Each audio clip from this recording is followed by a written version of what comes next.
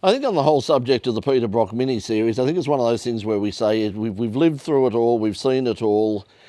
We don't want to see it again, and we shall never speak of it again. Welcome to another edition of In Pit Lane. We're coming to you live from the studios of RMI TV here in Grand Prix City, Melbourne. If you're watching us on the In Pit Lane YouTube channel, hello, sorry for the delay. If you're watching us on Channel 31 across Melbourne and Geelong, it's a 24-hour delay. So, I mean, what are the people on YouTube whinging about? Ungrateful bastards that they are. These young people today, I don't know, they've got no patience at all.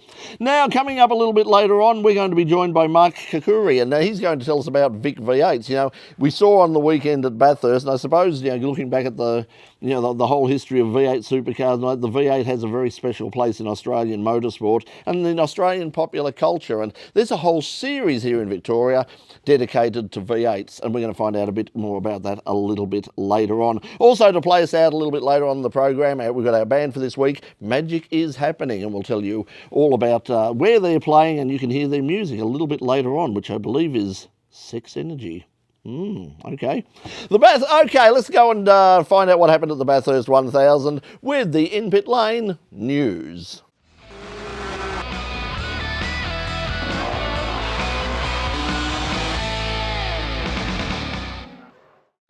Well, the Bathurst 1000 might not be the race it once was, but there's no doubting the popularity of the event, with huge crowds flocking to the mountain for the 2016 race. The team of Jamie Whincup and Paul Dumbrell totally dominated the event, but they didn't win. Or did they? Fine weather and the commemoration of the 10th anniversary of the death of the great Peter Brock attracted a huge crowd of over 200,000 people to the 2016 Bathurst 1000 at Mount Panorama. Six-time supercar champion Jamie Whincup fired the first shot in the opening practice session, setting the fastest time as he and co-driver Paul Dumbrell served notice on the rest of the field. Whincup took provisional pole on Friday, and it came as no great surprise when he edged out Volvo driver Scott McLaughlin to take pole for the great race. The Red Bull Commodore led the field away just after 11:10am for 161 laps of racing. Rick Kelly and Chris Pither were the first to tangle, with the Kiwi ending up on the losing end of the deal. Trouble for the popular Craig Lowndes and Steve Richards Commodore, with a gear linkage failure that sent the Caltex car into the garage. Tim Slade was on fire, literally, when a pad change went wrong, costing the Brad Jones team any real chance at victory.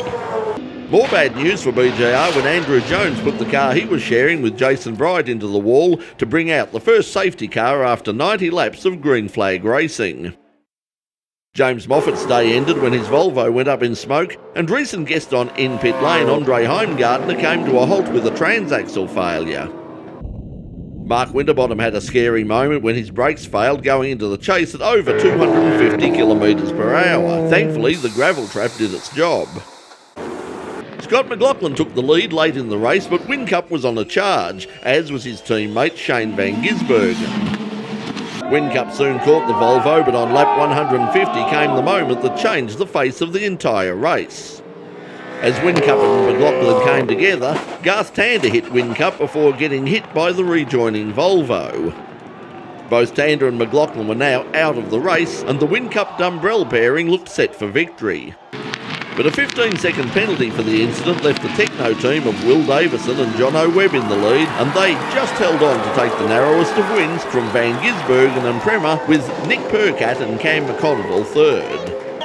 I'm honestly speechless. I'm not going to give much here because that was so stressful.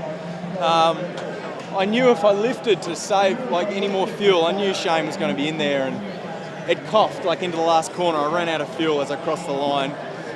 And it's been, started 17th, but we knew we were quick. Jono Webb said he had a good feeling this week, and I don't know, some things are weird, and I can't believe the way that panned out. So to do it with such a little team in Techno is just phenomenal, and Webby did an amazing job. So this is real special. As Phil Brock presented the Brock Trophy to a Davison, it was all smiles on the podium.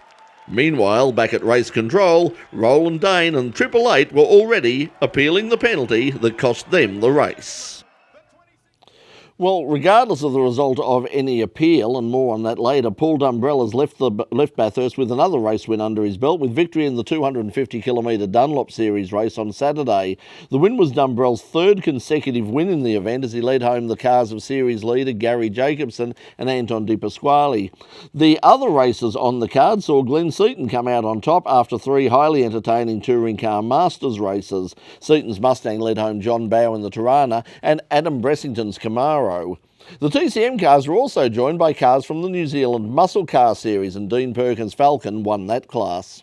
Will Brown dominated the Toyota 86 Series, winning all three races, and Matt Campbell's great form in Carrera Cup continued with a win in that series.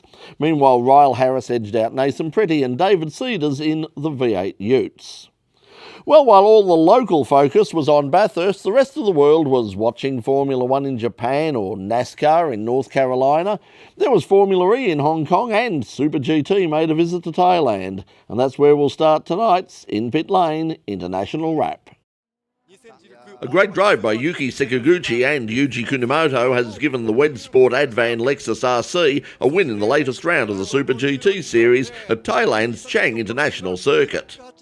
Sekiguchi started from pole and built up a healthy lead until a rear tyre failed. The Lexus made it back into the pit lane and managed to rejoin with Kunimoto at the wheel and, remarkably, still out in front. The Lexus led home the Hideki Muto and Tetsuki Makino Honda NSX, taking the win by almost 3 seconds. Third place went to the Lexus of Kazuya Oshima and Andrea Caldarelli. Jimmy Johnson has advanced into the next stage of the bewildering NASCAR Sprint Cup chase with victory last weekend at Charlotte, North Carolina. Woo! Johnson took the lead on lap 176 and held off challengers from Kevin Harvick, Denny Hamlin and Matt Kenseth to take the win. Kenseth was second with Casey Kane third. Hamlin's race ended with an engine blow-up, while a 12-car pile-up ended the race for championship contenders Austin Dillon and Chase Elliott. Sebastian Buemi kicked off his Formula E title defence in style with victory in the opening round on the streets of Hong Kong. The defending champion started fifth but worked his way through the field to take the victory from Lucas de Grassi and Nick Heidfeld. The race attracted only 22,000 spectators and was widely criticised by local media for causing a major disruption in one of the city's busiest commercial areas. A much bigger turnout at Suzuka in Japan to watch Nico Rosberg strengthen his championship lead with a win in the Japanese Grand Prix. Rosberg led all the way to lead home teammate and championship rival Lewis Woe Is Me Hamilton, who had to fight his way past Red Bull's Max Verstappen after yet another poor start. There was no shoe drinking this week, as Dan Ricciardo could only manage a 6th place. And we're going to take a break now on Channel 31 on Melbourne and Geelong, and also on YouTube. Stay tuned there. But when we come back, we're going to be joined by our special guest from the Vic V8s. We're going to be joined by Mark Kakouri. You're watching In Pit Lane. We'll be right back.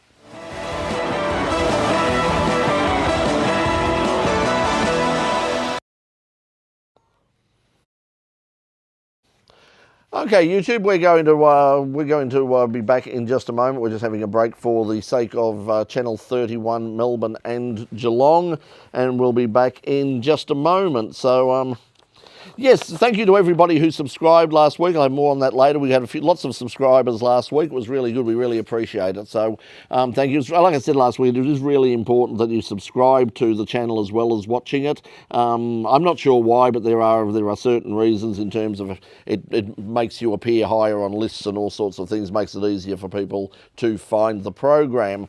So I think we're ready to go. If we're ready, Ralph, we're ready to head off. Ralph is just saying, Ralph is asking our director right now if we're ready to go, and if we are, we shall come back. We're not yet. There is a delay. There is a delay, so we'll get that. Yes, Bathurst was really good. Fabulous crowd at Bathurst. There, when we're coming back in 20 seconds, but fabulous crowd at Bathurst. But let's face it. I mean, the first 3 quarters of the race was pretty tedious. Things got a bit more exciting at the end. It's the magic of the mountain. It just really sort of conspires to lift otherwise dreary races into something very special. We're getting ready to come back now in 5, 4, 3, 2. Welcome back to In Pit Lane. Well, as we saw at Mount Panorama, V8s are the most popular form of motorsport around in Australia. There's something very special about the feeling and sound of a big V8. Here in Melbourne, there in Victoria, there's a category dedicated to nothing but V8s. Well, perhaps. We'll find out more about it at the moment, because we're going to be joined by the man who's currently, I think, leading the series. You know, he's not leading the series, he's shaking his head. He's second at the moment. We'll find out why he's second when we introduce Mark Kakouri. Mark, welcome to In Pit Lane. Thanks, Brett. Thanks for having us.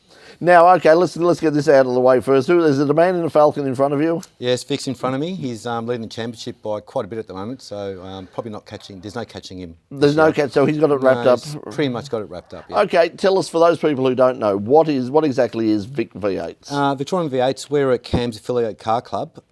We started in 2012. Basically, we started. We were all sprinters beforehand. And a whole group of us got together. We got sick of chasing the clock pretty much, and you're not allowed to race during sprints. So we thought, well, instead of, we had choices. We could either go with sports sedans or e-prix, but the intensity that comes with those classes probably scared, or it was a bit hard for us to go through. So we thought we'd start our own club. We got affiliated with CAMS. All the drivers need to be CAMS licensed, so provincial club and circuit minimum, all the way up to national circuit. We've got, the cars need to be CAMS logbooked, and all the safety that comes with it. So what are they logbooked in the main? Are they sports sedans or improved production, or both? We've got 3D sports sedan and 3J improved production. There were a couple of historic cars, but as long as they're CAMS logbooked and they fit our sporting regs, there's no reason why they can't come and race. Now, I mentioned the sporting regs, and part of that obviously is being a V8, but the last time I had a look at you, there was a Tirana running around somewhere. Yes, we do allow LJ XU1 Tiranas and RT Chargers if there's any out there that want to come racing. Pretty much the way it was back with the Australian Touring Car Championship, that those cars, the cars of those eras, of that era, and also later racing as well, but they've got to conform to our rules. Now, your car is an ex-Commodore Cup car, and there's a few of those around. They turned out to be really good value in the end, but it's not running the 253 anymore. Tell us what's under the bonnet now. Yeah, no, the old 253, she's a little bit worn and tired. I've got a 355 Holden cast engine, Van Heads. You know, it's been modified. Like I said, we started sprinting, so I started modifying this car probably about 10, 11 years ago, and it's evolved since then. And then when you start racing, the sprinting cars don't last 8, 10, 12 laps at Phillip Island, so you need to fix things as they break. So what's the regulations in terms of how much you can modify the car? I mean, with sports sedans, you can sort of go, it's almost the sky's the limit. How far can you go in your category? We've got a series of sporting rigs which are evolving every year. Generally, at the moment, they're publicised on our vicv8s.com webpage in sporting regulations. Basically, you can have any V8 Australian-built touring car or Australian-built car, as long as you've got glass front and rear. You can have perspex side windows, fiberglass bonnet, boot lid, 18-inch wheels maximum, 4-pot calipers on the front, and 2 4-pots on the rears. 2 or 4-pot on the rear. Pretty much a H-pattern gearbox, and it's got to be logbooked. It's got to be in the CAM system. So you don't run with the in the main with the Victorian State Series, but you do run with some of the AASA rounds with the VMRC. We do the VMRC rounds. And so where else do you race? Well, we race at Winton with the VMRC, and we also race at Phillip Island. Pyack do an event called August Access, which is a race event. There was another one going to be started in June this year, but that didn't eventuate. But we started racing with Pyack, and we were racing on the back of sprint events. So they do half a race and then the sprint as well, and it gives us a chance to, fix our cars in between or adjust them. And as the track evolves, you evolve the car as well. You mentioned a website before. If there's anybody out there with a big V8 in here in Victoria or anywhere around Australia and they're interested, where should they go to find out more information? Well, if you go to vicv8s.com, all the information's on there. We have we update the photos quite regularly after our event. We have an editorial explaining what's happened during that weekend. There's a championship later there. There's sporting regulations. There's an application form. There's an application process you need to go through. But once approved, then you're in there and you race as soon as you want to.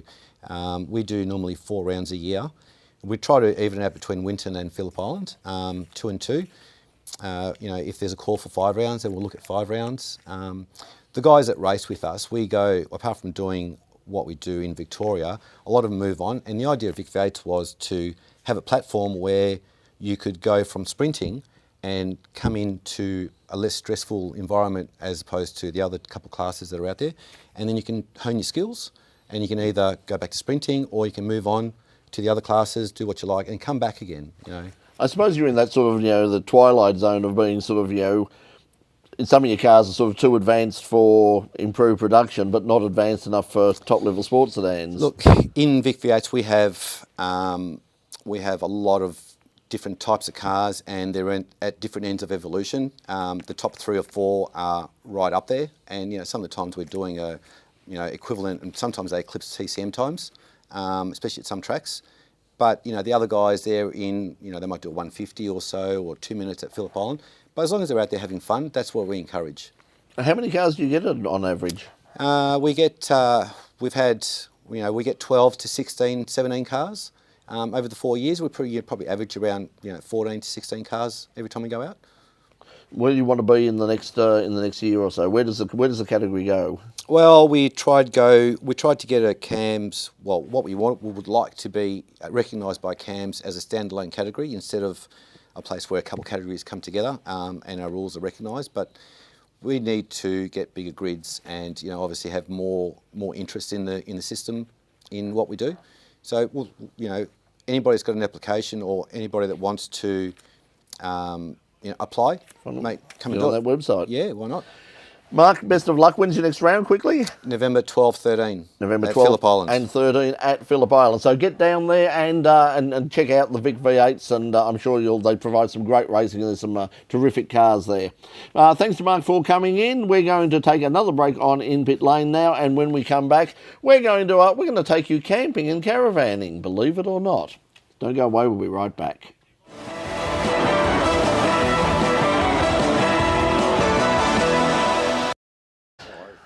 Yeah, it's fine. Yeah, it's great. Thank you. We had a light problem somewhere, flickering on and off, but okay, light's been fixed. Okay. So whenever we're ready to go, I'm assuming we're still streaming. If we're still streaming, hello YouTube. Mark has just left, and we're coming back in just a moment. You might notice if you're watching on YouTube, I don't know if we actually are sort of got the sound up at the moment. If you're watching on YouTube, you might notice we don't have the chat on. That's because there's no point having it on at the moment because we just don't have enough people around here to monitor it and be able to respond to it. So people are asking questions and making suggestions and all the rest of it, and we don't get to see it until sort of a couple of hours after the show's gone to air. So we're going to try and do something about that very soon, but in the meantime, thanks for watching, and we'll hopefully get a chat up and running, and you'll be able to have more interaction with the show as we go on. So I think we're ready. Ralph's making all sorts of strange hand gestures, and which I assume means that we're about to come back. Welcome back to In Pit Lane. Well, as racetracks close to major population areas close, like Oran Park, Amaroo, and soon Sandown, motorsport fans are being forced to travel further and further to get their race fix live. That's not to mention the many competitors, officials, even the media, who are all looking for more affordable and practical on-site accommodation. Increasingly, as in the USA, many race fans are choosing to camp on-site. Well, last weekend, Sandown played host to the annual Melbourne Leisure Fest, and if the massive turnout of both exhibitors and consumers is any indication, it's a sector that's growing very quickly. The Sandown paddock was packed to capacity, but there wasn't a race car in sight. In fact, almost every square metre of free space at Sandown was filled with hundreds of caravans, camper vans, tents and trailers for this year's Melbourne Leisure Fest. The Leisure Fest is one of the largest events of its kind in Australia, and its ongoing and increasing popularity is a clear indication of the growth in the caravan and camping industry over the past few years. Yeah, well, the caravan and camping industry, we say often, is the great love affair is still strong, and it's going very particularly well. Of course, the issue the issue for us here, of course, is that most people focus on the grey nomads, but the reality is the family market's come back in a very big way. And so what we're going to see at Melbourne Leisure Fest over the next 4 days is a lot of families coming through, and that's now reflected in the caravans where there's bunk beds and much more friendly family activities, and of course connectivity through technology. With the death of the Australian auto industry, the growth in this sector is a rare piece of good news in the otherwise barren local manufacturing sector. Yes, look, predominantly the Australian caravan and motorhome market is a domestic market. So what we're seeing is that still the Australian manufacturers are very strong. Of course, there's challenges. There's always going to be challenges. And of course, the other thing is that we're not immune to what actually happens in the retail sector in Australia as well. But if you look at the growth of the Australian economy at about 3.3%, the caravan industry is growing about 5.8%. So we're still going pretty well. The huge turnout for the show by both patrons and exhibitors is in stark contrast to the dwindling interest in auto shows around the world. Indeed, trade shows of almost any kind are struggling to survive in this internet age. Just why this show is so successful is a question that even the organisers can't fully answer. Yeah, I often get asked, how is it that we run a consumer show and we're growing and others are not? To be perfectly frank, I'm not really quite sure of what the real answer is, but I do think it lies in the fact that the love affair with caravanning and camping is as strong. As a matter of fact, it's becoming even more relevant now. And so we're in a right sweet spot. We've been running shows since 1954 continuously. We're one of the largest industry associations, or the longest association to run shows, and each and every year it's grown. And so what we're seeing this year is that we're on track for about 120,000 people to come through our 4 industry-based shows. So when people ask me that question, really, I suppose, love affair, good product, professional show, and something for everyone to see. Ironically, the closure of venues like Sandown is helping to fuel the growth in camping and caravanning among the local motorsport community. As tracks are forced to move further and further away from population centres, a day at the races is increasingly becoming a weekend away. One company already firmly associated with the sport is local manufacturer Jayco.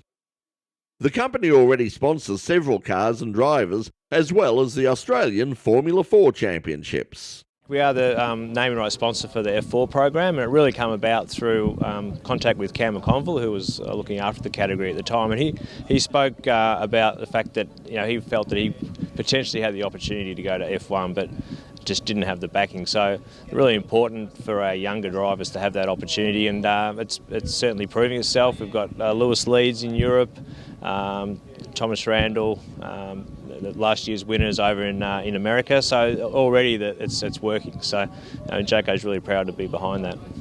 Look at any US-based motorsport event and chances are you'll see a packed camping area.